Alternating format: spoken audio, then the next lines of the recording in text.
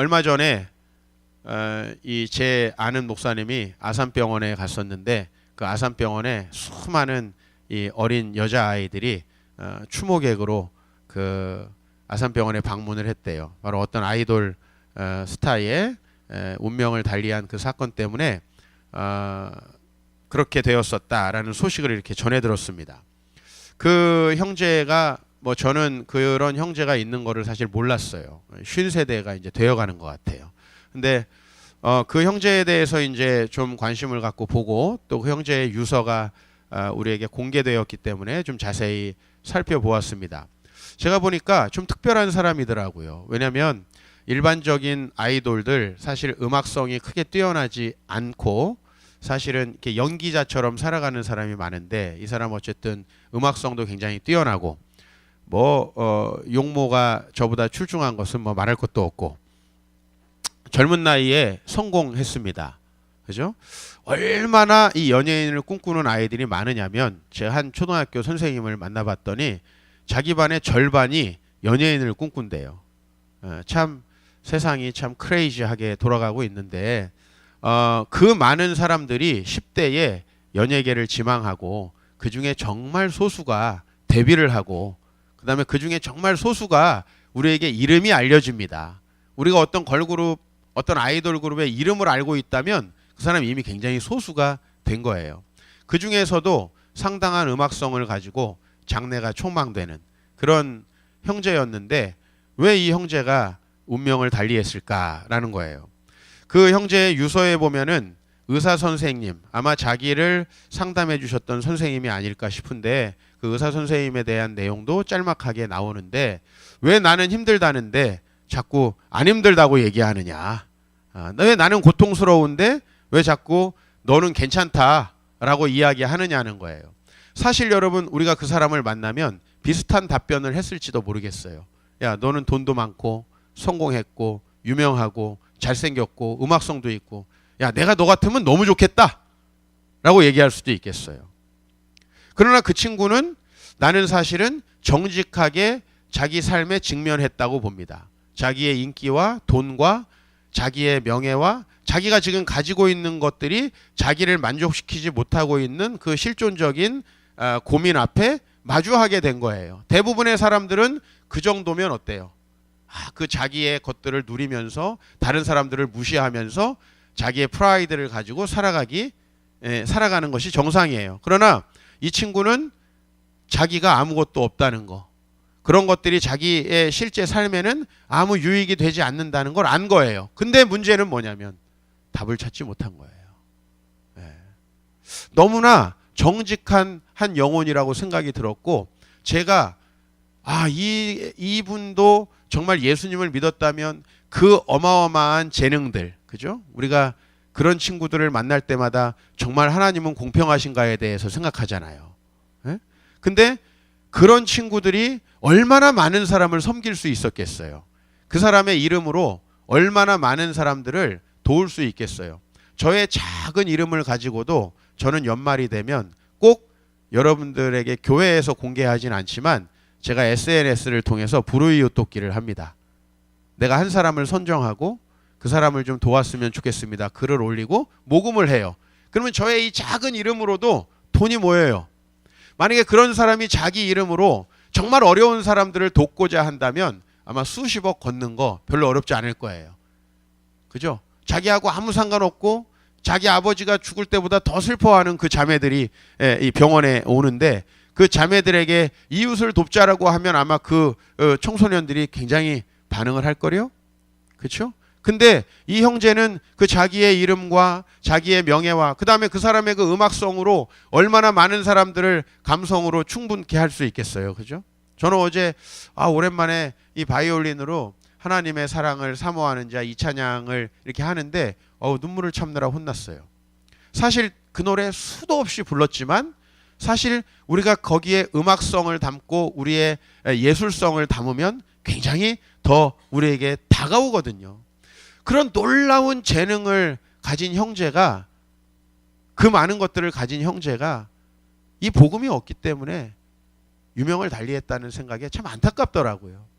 사실 우리가 진정한 행복이라는 거, 과연 여러분들이 다 체험했을지 모르겠지만 진정한 행복이라는 건 예기치 않은 곳에서 온다라는 거예요. 왜 예기치 않은 곳에서 그 행복이 오느냐 하면 우리는 우리가 어떻게 하면 행복한지에 대해서 예수님을 만나기 전까지는 알지 못한다는 거예요. 심지어 길을 찾았는데 능력이 부족해서 못 가는 게 아니라 길조차 찾을 수 없다는 거예요. 다만 우리에게 직면된 현실은 그 아이돌 형제처럼 아, 이게 정말 별거 아닌데 나는 어디로 가야 되는가? 라고 하는 의문 부호뿐이에요. 거기에 대한 진정한 답변은 찾지 못한 거예요. 저는 목사로서 사람들에게 예수님 믿냐는 얘기를 잘 안 합니다. 뭐 거부감이 들 수 있는 얘기일 뿐만 아니라 예수님을 믿는다는 것을 우리나라 대부분의 성도들은 죽어서 천국에 갈 확신이 있느냐고 번역해서 듣기 때문에 저는 그 말을 하길 싫어합니다. 대신에 저는 뭐라고 물어보냐면 행복하세요? 라고 물어봐요. 행복하세요? 사실요, 행복은 되게 예기치 않은 곳에서 옵니다.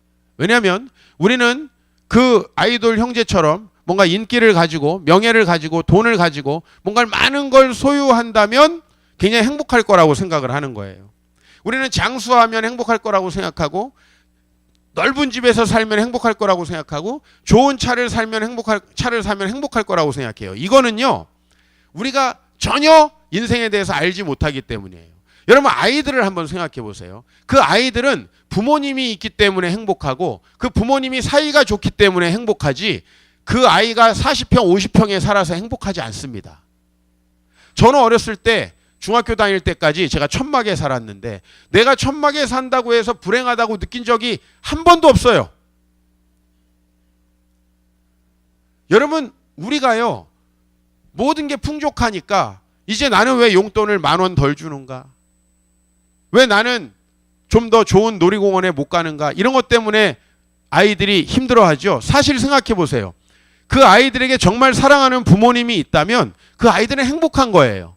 여러분, 이 세상에 여러 가지 조건들을 가지고 서로 비교하는데 저와 여러분이 진짜 불행한 이유는 우리를 영원히 돌보시는 하나님 아버지와의 관계가 회복되지 않았고 그분과의 관계 속에서 우리의 삶이 정의되지 않기 때문입니다.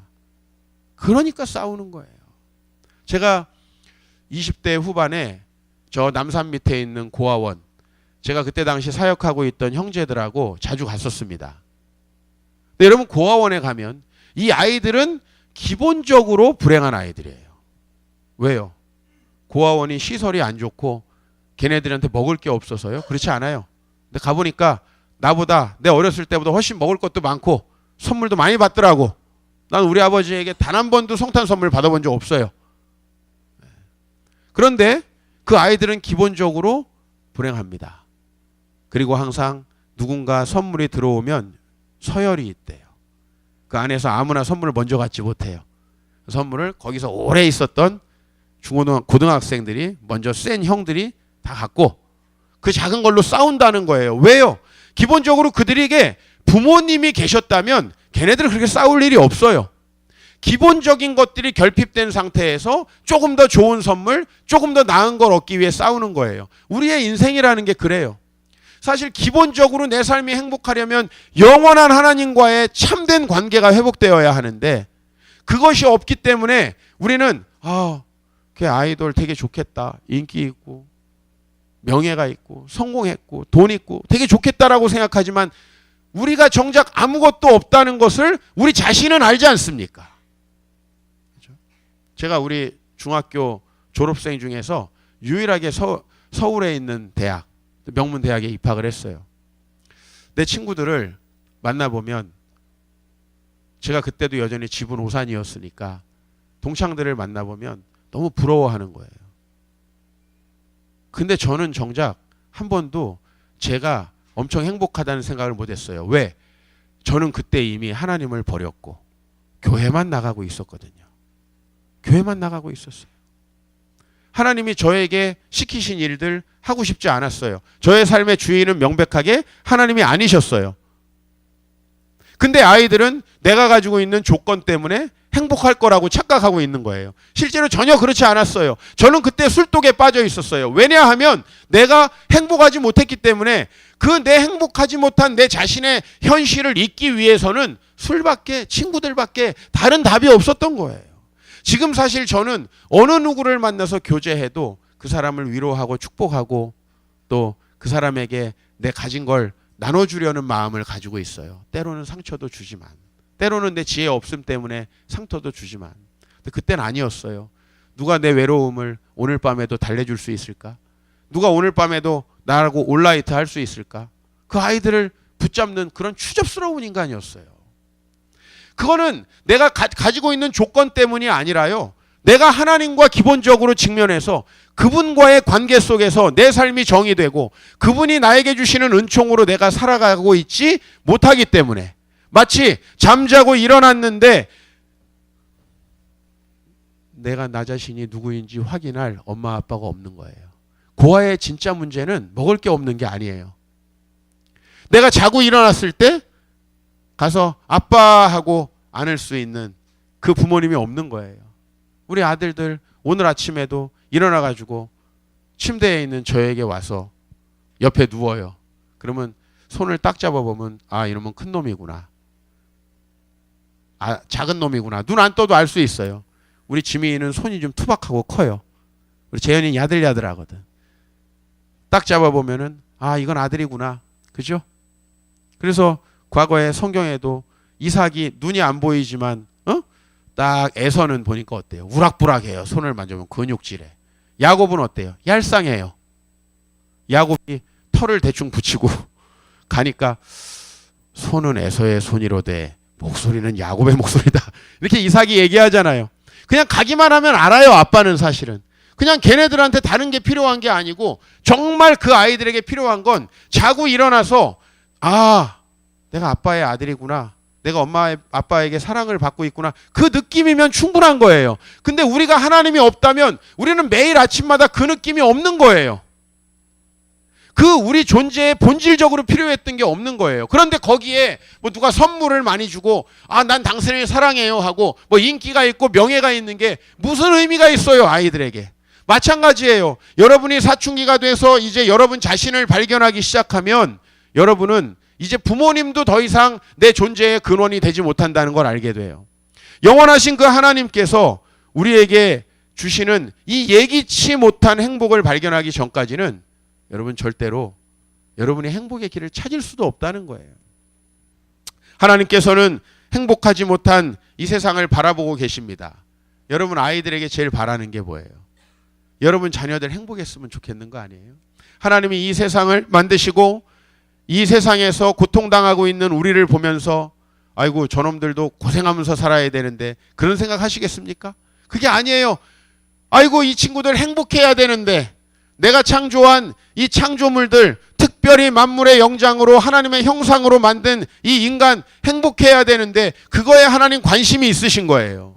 그리고 그 행복하지 못한 우리에게 너희가 왜 행복하지 못한지 아니? 그 이유를 알려주고 있는 거예요. 그런데 우리 크리스찬마저도 아이고 저 사람 정도면 행복하겠다. 조건으로 그 사람을 봐요. 우리 크리스찬들마저도 아이고 내가 이렇게 돼야 행복한데 왜 하나님은 그거 안 해주시지? 이런 생각을 하는 거예요. 여러분 그거 여러분들 다 가지고 있습니까? 그 아이돌 형제처럼 충분하게 많은 걸 가지고 있습니까? 충분히 그렇게 재능이 많은 사람입니까? 우리 그렇지 못한데도 불구하고 왜 행복할 수 있습니까? 왜 행복할 수 있나요? 그것은 바로 본질적인 것이 해결됐기 때문이에요. 저는 그것이 필요 없다는 게 아니에요. 만약에 우리에게 본질적인 것들이 해결됐다면요, 그가 가지고 있는 그 재능과 명예로 얼마나 큰 일들을 할 수 있겠느냐 하는 것입니다. 우리 한국교회에 많은 유명한 목사님들이 계신데 그분들이 가지고 있는 그 달란트와 명예로 얼마나 좋은 일도 하실 수 있겠어요. 그죠? 얼마나 좋은 일도 하실 수 이 일개 개척교회 작은 교회 목사도 할 수 있는 일이 너무나 많은데 그분들이 가지고 있는 그 권세와 명예로 얼마나 많은 일을 할 수 있겠어요. 그러나 그들이 하나님과 함께 있지 않으면 다윗이 밧세바를 범하듯이 그 권세로 악을 행할 수밖에 없는 게 우리입니다.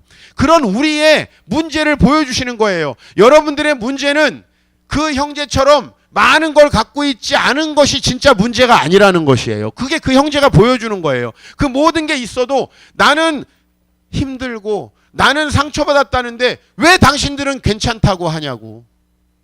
이렇게 유서에 남겨요. 괜찮은 게 아니에요. 그걸로 괜찮은 척 하는 거예요. 우리는 그걸로 살아갈 수가 없어요. 그렇기 때문에 하나님은 정확하게 하나님의 통치하에 있지 않은, 하나님이 우리의 삶에 왕 되시지 않은 그 상황이 우리에게 불행을 가져다 준다는 걸 보여주시는 거예요. 그게 죄의 본질이에요. 하나님이 우리의 왕이 되시지 못하고 있는 그 상태. 여러분, 교회에 어떤 성도가, 어떤 이빨이 센 장로가, 어떤 말빨이 센 권사가, 목사가 주인이 되면 그 교회가 어떻게 행복할 수 있어요?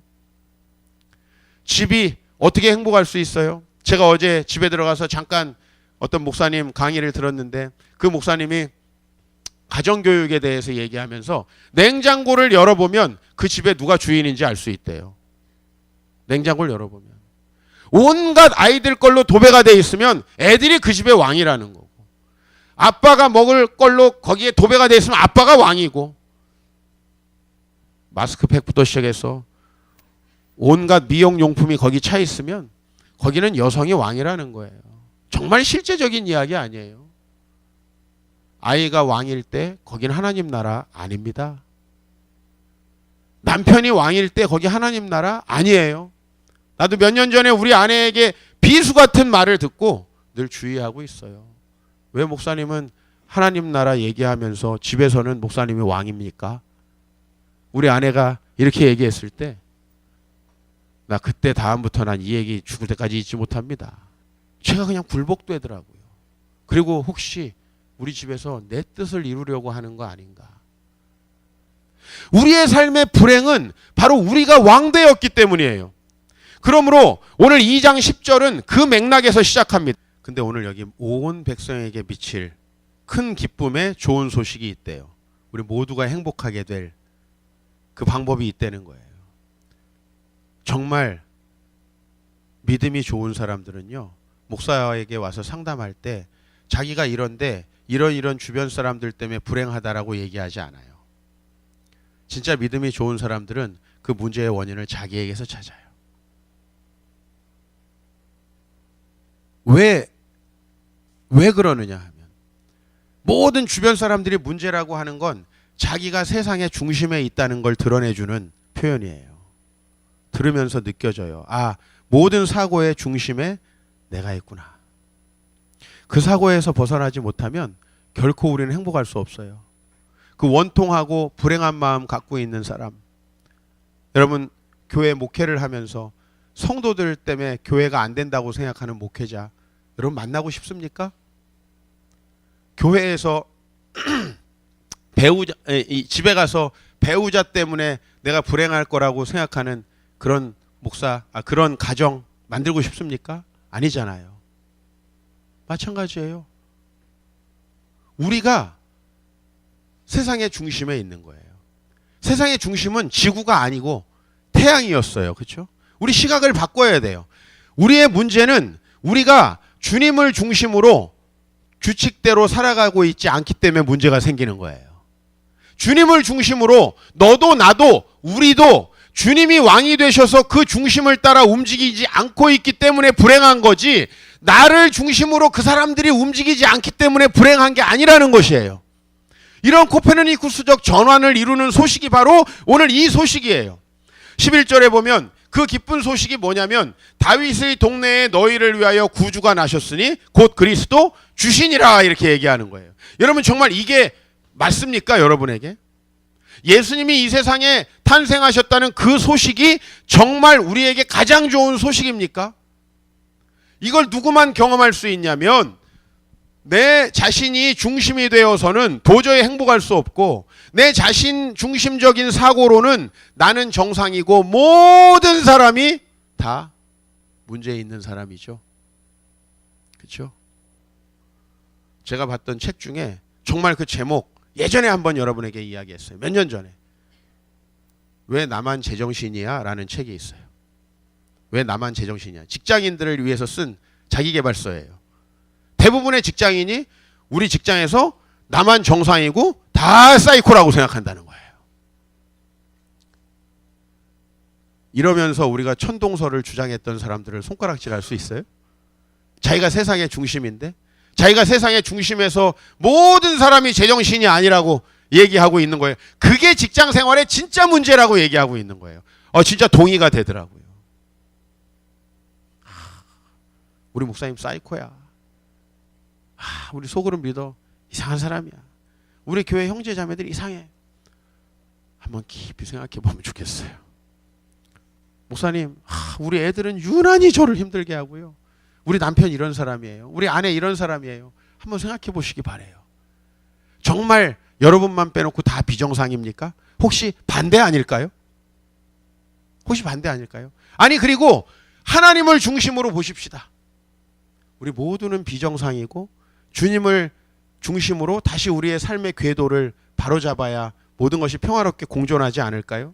그래서 이분이 스스로 진짜 세상의 왕이 누구인 걸 계시하기 위해서 우리에게 오신 거예요. 그런데 그분이 오신 것을 우리는 도저히 정상적으로 믿지 못해요. 근데 오늘 여기 8절 9절에 한번 같이 읽어봐요. 그 지역의 목자들이 밤에 밖에서 자기 양떼를 지키더니 주의 사자가 곁에 서고 주의 영광이 그들을 두루 비춤에 크게 무서워하는지라. 보세요. 여러분, 우리는요, 아기 예수님이 오시던 말던 우리 일에밖에 관심 없는 사람이에요. 그죠? 근데 오늘 여기 보면 이 목자들이 양떼를 비추는데 그들에게 주님의 영광, 어떤 초자연적인 기운이 그들에게 미쳐지는 거예요. 너무나 이상하다. 이건 뭐지? 라고 하는. 여러분, 이런 게 없으면 하나님의 아들이 내려온 걸 알 수 있겠어요? 없겠어요?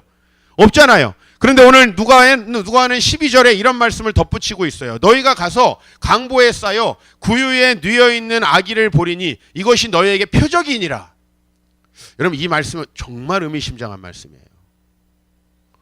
자, 우리 교회도 애들이 많은데 아이가 출생하는 사건은 이 세상에 너무나 많이 있어요. 그렇죠? 그 아이가 난 것을 너무나 많은 사람들이 봅니다. 그런데 오늘 여기 보면 구유에 누워있는 아이가 표적이래요. 표적이라는 말은 뭐냐면 이런 거예요. 어떤 우리가 알 수 없는 영적인 세계에 놀라운 일이 있는데 그게 마치 아이콘처럼 우리에게 보이는 거예요. 그걸 클릭했을 때 그 놀라운 비밀들이 그 뒤에 숨어 있는 거예요. 예수님이 어떤 기적을 일으켰어요. 그러면 그게 예수님 믿고 우리도 바닷가에 뛰어들면 걸어다니겠구나. 그게 아니에요, 여러분. 그 예수님이 바닷가를 걸으시고 잔잔케 한 그 표적은 천하 만민을 하나님이 다스리고 있구나라고 하는 그 놀라운 영적 세계의 비밀에 대한 아이콘인 거예요. 아이콘. 그걸 보고 우리는 뭘 알 수 있냐면 아이고 나도 병이 낫겠구나. 이게 아니라 이 세상을 주님이 다스리시고 그분이 우리의 왕이시구나라고 하는 것들을 인정하게 되는 거예요. 이게 기독교 신앙이에요. 오늘 이 아이가 얼마나 놀랍겠어요. 되게 신비한 출생 장면이 있었던 거예요. 그렇죠? 예? 이상하게 주위에서 동방의 박사들과 이상한 사람들이 경배를 하러 와요. 마리아가 어이구 내 새끼 이랬을까요? 이게 내 거인 듯 내 거 아닌 이건 뭐지 도대체? 요셉이 알잖아요. 이거는 나와의 잠자리를 통해서 나와의 결혼을 통해서 나온 아이가 아니라는 걸 알잖아요.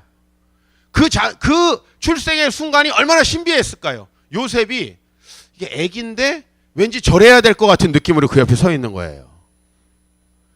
이거 정말 신기한 거예요. 이거는 웃을 일이 아니라 정말 신기한 거예요. 마리아가 분명히 자기 새끼고 자기 젖을 빨고 있는데 왠지 그가 자기 새끼는 아닌 거죠. 뭔가 나를 구원할 그 구원자에 대한 경외감이 부모에게 있는 거예요. 이런 놀라운 느낌이 있어요. 사실 때론 이럴 때 있어요. 내가 낳은 자식이지만 그 자식이 너무 훌륭한 사람이 됐을 때 그 자식을 커서 존경할 수는 있겠죠. 그러나 아기 때 어떻게 그런 일이 있습니까? 구유에 뉘어있는 아기인데 분명히 이 아기는 뭔가 온 세상을 구원할 것 같은 그런 자인 거예요. 이런 놀라운 그 사건의 소식을 오늘 여러분들에게 좀 예수 좀 믿어라. 그분이 오셔서 당신들의 진짜 왕이 누구인지를 밝히셨고, 당신들 그분이 왕이 되면은 지금 가지고 있는 모든 문제들이 해결될 뿐만 아니라 그분이 당신들의 왕이 되면 여러분의 모든 것이 제자리를 찾게 될 것이다. 말로 사기치던 사람이 말로 진실하게 다른 영혼들을 사랑할 수 있게 되고, 그분의 가진 재능으로 세상 사람들을 홀리던 그 재능을 가지고 새 가족들을 섬기게 되는 거예요. 우리가 가지고 있던 재능이요, 또 다른 영혼들을 위한 너무나 소중한 씨앗이 된 거예요. 왜냐하면 그것은 그 사람이 훌륭하기 때문이 아니라 예수께서 오셔서 하나님이 우리의 왕이 되셨기 때문에. 여러분, 우리는요, 주님이 없으면 모든 것이 엉망이 돼버려요. 돈이 있으면 있어서 엉망이 되고, 없으면 없어서 엉망이 되고, 사회에서 지위가 높으면 높아서 엉망이 되고, 낮으면 낮아서 엉망이 돼요. 개척교회 가보면 개척교회라 엉망이고, 큰 교회 가면 큰 교회라 엉망이 돼요. 주님이 우리의 왕이 되시지 않으면 말이죠, 큰 교회 사이즈와 상관없이 엉망되는 거예요. 그런데 우리에게 정말 주님이 왕이 되시잖아요. 내 모든 결정들이 그분의 영광을 위해서 되어지기 시작하잖아요. 여러분, 여러분이 가진 재능들이 얼마나 하나님 앞에 기묘하게 쓰이는지 몰라요. 하나님 나라에는 쓰레기통이 없거든요. 우리의 작은 재능들이 얼마나 놀라운 역할들을 하게 되는지 몰라요. 그 일에 동참하고 싶지 않습니까? 그래서 이 하나님 나라는요, 하나님께도 영광이 되고 하나님이 기뻐하시는 사람들 중에 평화가 됩니다. 지극히 높은 곳에서 하나님께 영광이 되고 땅에서는 평화가 된다는 거예요. 여러분, 당시에 로마라는 제국이 우리가 복음이다라고 가르치고 있었어요. 아우구스투스가 복음이라고 가르치고 있었다고요. 근데 로마의 평화는 누구에게만 평화예요? 로마 귀족들에게만 평화예요. 주변의 수십 개의 나라들에게는 비극이에요. 로마의 귀족이 아닌 사람들은 검투사들이 되어서 서로를 죽여야 되고요, 사자와 싸워야 되고요. 로마의 귀족이 아닌 사람들은 로마 사람들의 건축물을 짓느라 수많은 희생을 당한 거예요. 파르테논 신전을 로마 사람들이 지은 게 아니잖아요. 이 세상의 어떤 소식도 하나님께 영광되고 우리에게 평화되지 못합니다. 누군가를 위한 소식이 되는 거죠. 그래서 아비규환이 되는 거예요. 그런데 이 예수 탄생의 소식은 과연 모든 사람의 평화예요. 그 소식은 갑자기 예수님에게 알려진 게 아니에요. 이사야, 예수님이 오시기 700년 전에 쓰신 이사야. 여러분이 예수님을 정말 사랑하고 그분을 이해하고 싶으면 이제 거꾸로 구약을 보시자고요. 여러분, 이 얘기를 과연 예수님이 아닌 어떤 사람에게 적용해서 이해할 수 있나요? 이 예수님 오시기 700년 전에 이 선지자의 말씀을 도대체 누구한테 적용해서 이해할 수 있나요? 아기가 태어났는데, 또 뭐 태어난 다음에 지어갖고 얘기한 것도 아니고, 예? 예수님 오시기 훨씬 전에, 이게 하늘의 계시가 아니고는 어떻게 이걸 설명하냔 말이에요. 이는 한 아기가 우리에게 낳고 한 아들을 우리에게 주신 바 되었는데 그의 어깨에 이미 정권, 권세가 있어요. 그 사람은 기묘자고 모사이고 전능하신 하나님이고 영존하신 아버지이시고 평강의 왕이에요. 어떻게 이것이 표적이 아닙니까? 어떻게 이것보다 더 놀라운 소식이 있습니까? 이게 왜 주어졌냐면 저와 여러분들은 아무리 많은 것을 가져도 불행할 수밖에 없기 때문에 이것을 준 거죠. 그 정사와 평강의 더함이 무궁하고 또 다윗의 왕자와 그의 나라에 군림하여 그 나라를 굳게 세우고 지금 이후로 영원히 정의와 공의로 그것을 보존하실 것이다. 우리가 볼 수 없는 세상의 나라가 아니라 여기서 다윗의 나라라는 건 하나님의 나라를 이야기해요. 그 하나님의 나라가 그 안에 있는 그 공의와 정의와 그 하나님의 사랑과 그 하나님의 자비하심이 그 안에 있어요. 이 일을 누가 이루시겠다고 했냐면 여호와 만군의 하나님의 열심히, 이 하나님이 이 일을 이루셨다는 것이 어디서 드러난 거예요? 여기 지금 강보에 누워서 있는 그 아기를 클릭해보면 신구약 성경 전체가 펼쳐져서 이해가 되는 거예요. 이게 표적이에요. 그리고 여러분이 그를 믿는다면 여러분의 신앙생활 절대 어렵지 않습니다.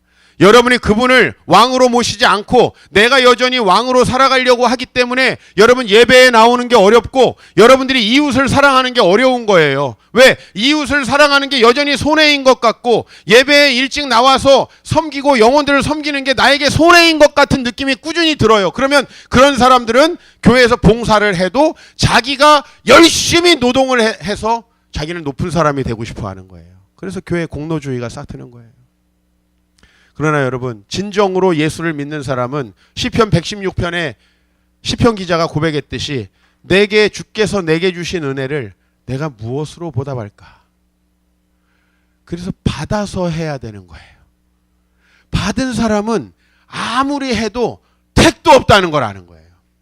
하늘에 계신 하나님께서 여러분에게 행하신 일들을 여러분이 정말 100분의 1이라도 깨닫는다면요, 주님을 위해서 살고 싶다는 생각이 안 들 수가 없어요. 여러분, 우리가 그렇게 예수님을 닮아 살아가면 우리가 하는 모든 일들이 사람들의 존경과 존중의 일이 되고요, 우리의 하는 일들이 다른 사람을 살려요. 제가 그거를 돈 받고 장사하면서 했으면 어찌 사람이 살겠어요? 지식은 있을지 몰라도 어떻게 사람이 살겠냐고요. 그러나 우리 모두가 그렇게 쓰임받을 수 있다는 것입니다. 하나님께서 주신 이 복음을 누리시기 바랍니다. 그 복음이 정말 얼마나 좋은 건지 체험하십시오. 그 다음에 봉사하셔도 충분합니다. 예수님이 왜 오셨는지 아세요? 이제 결론을 내립니다. 스가랴서, 이사야서 우리 한 번 더 살펴보고 결론을 내립니다. 스가랴 14장 9절입니다. 궁극적으로요, 하나님이 세상의 중심, 우리의 삶의 중심이 되셔야 우리가 행복할 수 있기 때문에 예수님 오신 거예요. 여러분이 예수님을 열심히 믿으면 여러분의 사고와 모든 행동의 중심이 조금씩 여러분 자신을 이탈하기 시작해요.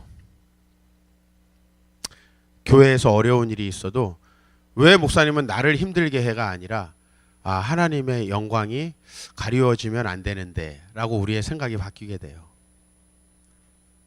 우리 남편에게 대해서 왜 이 남편은 나한테 이렇게 잘 안 해주나가 아니라 제가 여러 자매들의 기도 제목 중에서 발견하는 건데, 정말 우리 남편이 하나님을 경외하는 사람이 됐으면 좋겠다. 모든 중심이 하나님이 돼요. 모든 중심이. 근데 하나님이 중심이 아닌 사람은 사모들도 어떤 기도를 하냐면, 우리 목사가 교회와 가정을 잘 균형 있게 사역할 수 있도록 해주세요, 이렇게 기도해요. 이 기도가 무슨 얘기죠? 균형 잡으란 얘기인가요? 나한테 잘하게 해달라는 얘기예요. 매우 사단적인 기도예요. 모든 중심이 자기인 거예요. 근데 여러분, 자기 중심적인 사람 만나보세요. 진짜 매력 없습니다. 자기 중심적인 사람 만나보세요. 정말 매력 없어요. 하나님이 왕이 되시면 우리 생각이 바뀝니다. 그분이 중심이 됩니다. 아마 여러분의 대부분의 문제들이 눈 녹듯이 해결될 거예요. 이사야 2장 17절, 그날에 자고한 자는 굴복되며 교만한 자는 낮아지고 여호와께서 홀로 높임을 받으실 것이다. 우리는 이런 착각이 있는 것 같아요. 하나님이 높임을 받으면 우리는 착취되는 거 아닌가. 하나님은 그런 독재자가 아니세요. 하나님이 왕이 되셨을 때 우리 모두가 행복해집니다. 그리고 우리에게 참된 생명이 주어집니다. 요한복음 5장에 이렇게 말해요. 내가 진실로 너희에게 이르노니 내 말을 듣고 나 보내신 이를 믿는 자는 영생을 얻었고 심판에 이르지 아니하나니 사망에서 생명으로 옮겼느니라. 진실로 너희에게 이르노니 죽은 자들이 하나님의 아들의 음성을 들을 때가 오는데 곧 이때라. 듣는 자는 살아나리라. 이건 지금 죽어있는 사람을 얘기하는 게 아니고 사실상 죽어있는 이 실존들에게 이야기하는 거예요.